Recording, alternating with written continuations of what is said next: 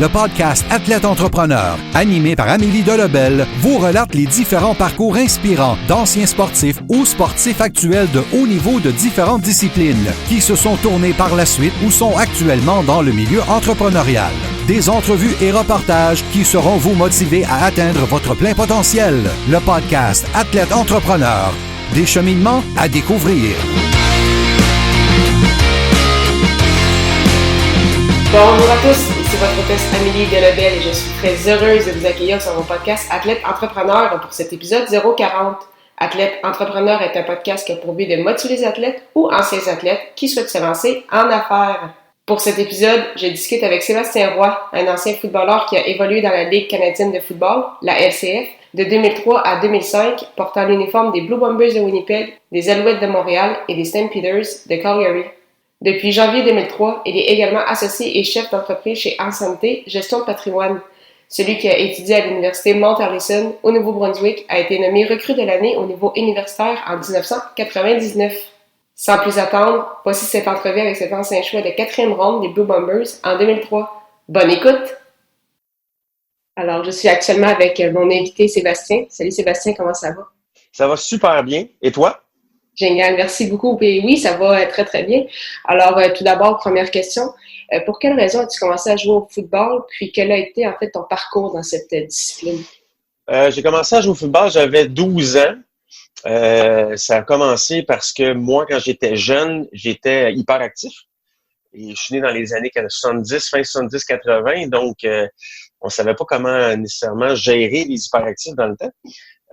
Puis on voulait surtout leur donner des médicaments ou autres que ma mère a jamais accepté. Puis il est arrivé une opportunité d'aller essayer un camp de football. Et je suis rentré là-dedans puis j'ai joint parce que ma mère disait c'est 3 pratiques par semaine plus un match à fin de semaine, donc on va te brûler ton énergie. Et c'est comme ça que j'ai commencé à jouer au football à 11 ans. Parfait. Puis par la suite, quelle a été la suite de ton parcours? Tu as joué sûrement au niveau secondaire. Oh, après, j'ai joué au niveau civil pour les Barons de Saint-Bruno. J'étais une personne de la Rive-Sud de Montréal. Ensuite de ça, je me suis rendu au Cégep du Vieux-Montréal, où c'est là que j'ai gagné plusieurs bols d'or championnats. Ensuite de ça, j'ai été repêché par plusieurs universités canadiennes. J'ai décidé d'aller à l'université Mount Allison au Nouveau-Brunswick. Raison bien simple, j'avais un de mes très très bons amis qui est un partenaire d'affaires aujourd'hui qui a joué au football là et je voulais aller apprendre l'anglais. Donc je me suis exilé au Nouveau-Brunswick à l'université Mount Allison qui est une excellente école d'ailleurs. J'ai été faire mes bacs, j'ai 2 bacs, j'ai un bac en finance et un bac en marketing. J'ai un bac en bachelor, un degree of commerce mais avec 2 majors. C'est comme ça qu'ils appellent ça. Que j'ai fait et en 2003, j'ai été repêché par les Blue Bombers de Winnipeg au deuxième round, 28e choix, qui était un rêve de jeune enfant de réaliser. Puis, justement, comment tu as vécu ce repêchage-là? Est-ce que c'était en personne ou à ce moment-là, non, c'était pas en personne. La CFL n'est pas... C'était sur l'Internet. Donc, j'étais chez mon ami en partenaire d'entraînement qui est Éric Lapointe aujourd'hui, Éric Lapointe est un autre joueur de football entrepreneur, qui est mon grand chum d'enfance, si on veut dire. Puis, j'étais chez lui, puis on a regardé ça sur Internet, puis il sortait les noms. Puis, à un moment donné, tu vois ton nom apparaître, puis tu sais que tu t'en vas faire un camp d'entraînement.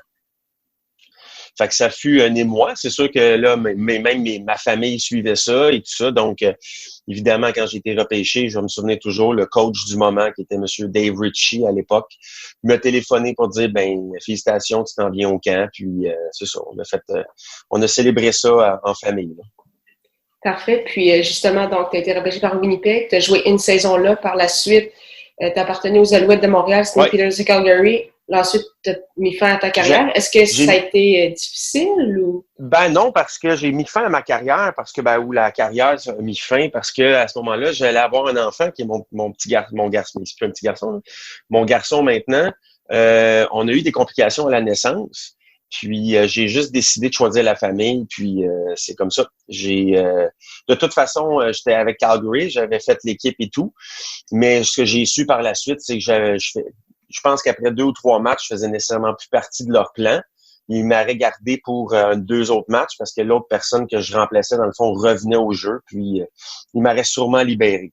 C'est quand même une business quand tu joues professionnel. Là. C'est plus nécessairement quand tu vas t'amuser avec tes amis dans le cours d'école. Là. Puis, est-ce que ça a été difficile, c'est ça, de mettre fin à ta carrière ou à ce moment-là, tu disais... Non, du tout. Aucun regret. Mon grand garçon, maintenant, à 14 ans, est en pleine santé. Puis, j'ai quand même j'ai réalisé mon rêve de jeune homme, de petit gars que moi, je disais à tout le monde, je vais jouer au football, je vais jouer au football. Puis, ben, des gens me disaient, écoute, à 6 pieds, 220 livres, t'es pas exceptionnel. Ben, fait que, bref. Je l'ai réalisé, puis j'en suis très fier. Personne ne peut m'enlever ça. Donc, j'ai pas de goût amer face à ça. Je respecte pas mal tout le parcours que j'ai fait.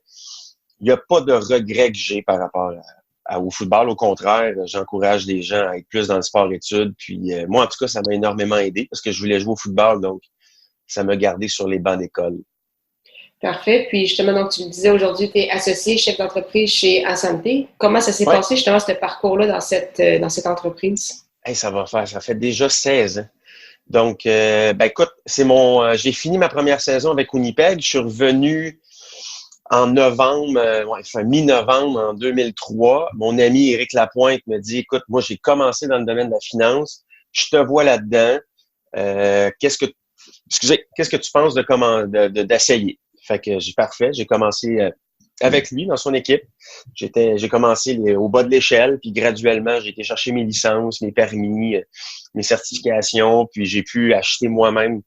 Je viens d'une firme un peu entrepreneuriale. Mon père avait une business, donc mon père c'est un homme d'affaires.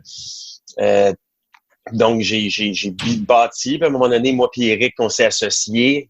Puis ben là, ça a fait boule de neige. On a continué à travailler fort, puis on s'est joint par la suite on était avec une autre firme, on était avec une firme qui s'appelait Excel, qui est maintenant Horizon, mais maintenant, c'est rendu qu'on a déménagé à Asante en 2008. Là, ça va faire 12 ans qu'on est chez Asante.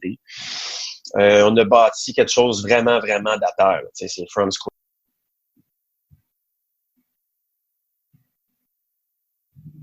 Je pourrais dire que c'est une super de belle business, une belle grande... La famille grossit, là, mais c'est une petite famille tissée serrée. On va dire ça comme ça. C'est parfait. Puis, c'est quoi tes objectifs, justement, chez Asante ou au point de vue personnel? Justement, est-ce que tu as d'autres projets en tête? Tu disais que c'était une fibre entrepreneuriale. Est-ce que tu as d'autres projets en tête? Peut-être en lien avec la finance ou le football? Je suis un homme d'affaires. Donc, j'ai 41 ans. Je me suis... Peut-être que la majeure partie des athlètes que tu vas rencontrer ou que tu vas interviewer, ils ont une discipline. Hein. Fait que moi, je me considère très discipliné. Mais je me suis bâti un plan. La première chose, c'est d'avoir beaucoup de plaisir. J'ai beaucoup de plaisir actuellement parce que je suis rendu dans le stade de ma vie. Je veux continuer ça. Oui, j'ai des projets comme, évidemment, dans mon domaine, que ce soit par la croissance organique, ce qui veut dire de faire croître ma business actuellement comme conseiller financier, que ce soit par des acquisitions ou des associations. Évidemment, je suis une personne qui commence à toucher au domaine de l'immobilier, quand on parle d'investir dans l'immobilier. Je suis une personne aussi qui vu que je gère beaucoup d'hommes d'affaires, ben je vois un peu ce qui sort aussi, les nouvelles technologies, les choses, ça m'intéresse.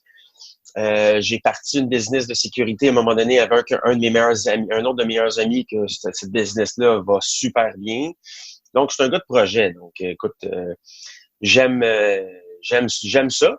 Mais c'est à la base, il faut que le projet me stimule au point de vue si je vais-tu avoir du fun puis je vais-tu grandir là-dedans. C'est parfait. Donc, pour terminer cette entrevue, quelques petites questions en rafale. Ma première question, c'est quelle est la chose la plus importante que le sport t'enseigne? La discipline et surtout la bonne discipline, mais je dirais qu'il y en a deux qui sont au même niveau. C'est d'apprendre à surtout se relever. Parce que quand tu fais du sport, tu tombes souvent, puis c'est ce qui fait qu'on le sait, puis on va se relever, puis le prochain jeu va être meilleur. Mais en business ou en affaires, c'est la même chose. Parfait. Ton plus beau souvenir sportif? Je te dirais que quand j'ai joué à Montréal, quand j'ai joué pour Winnipeg, je suis venu jouer à Montréal, puis toute ma famille était là, avec je dirais, une trentaine de personnes. On a pris des photos et tout ça, c'était mémorable. Parfait. Ma dernière question, c'est si tu avais un conseil à donner à un athlète ou un ancien athlète qui souhaite se lancer en affaires, ce serait quoi? Never quit. Abandonne jamais. C'est la seule chose que je peux dire. C'est parfait. Mais merci beaucoup, Sébastien, pour ton temps. C'était vraiment très, très apprécié. Merci, Amélie. Passe une super belle journée. Merci beaucoup, toi aussi. Bye bye. Bye. Merci beaucoup encore une fois à Sébastien Roy pour son temps et en souhaitant que vous ayez aimé ce 40e épisode officiel d'Athlète Entrepreneur. Si vous souhaitez également lancer un podcast, je vous invite à vous renseigner sur le site de l'Académie du podcast au ameliedelobel.com/lancer son podcast, lancer ER. Si vous avez des questions, n'hésitez pas à me contacter comme toujours. Également, si vous avez déjà un podcast mais vous souhaitez essayer un nouvel hébergeur, vous pouvez obtenir un mois d'essai gratuit sur la plateforme Blueberry, celle que j'utilise présentement, en utilisant le code promo Blueberry au ameliedelobel.com/Blueberry, BLUBRRY. Merci beaucoup encore une fois pour votre confiance et à la semaine prochaine pour une nouvelle émission.